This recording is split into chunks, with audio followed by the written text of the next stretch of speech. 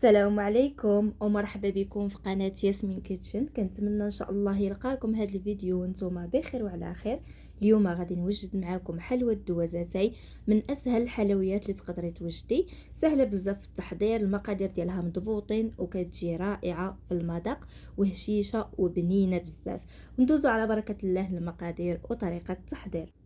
غادي نحتاجو جوج بيضات يكونوا بحرارة المطبخ، غادي نضيف عليهم كاس الا ربع ديال السكر، سكر الفاني للتنسيم، قبيصه ديال الملح، وغادي نخلط هاد المكونات مزيان مع بعضياتهم.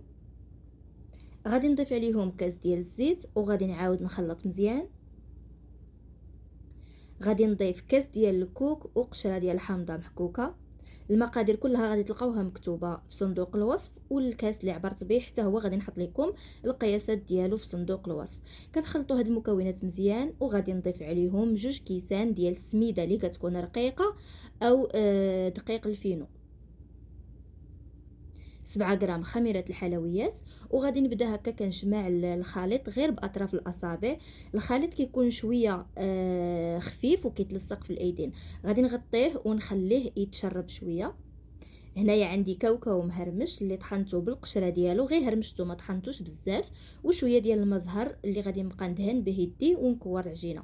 كما شفتوا هنايا كندهن يدي بشويش ديال المزهر وكناخذ كميه ديال العجين وكنبقى هكا كندورها ما بين يدي حتى كتقاد، وغادي نحطها في داك كاوكاو مهرمش. نديرو هكايا الكويرات يكونوا غير صغار، ما نحاولوا اننا ما نكبروش يدينا.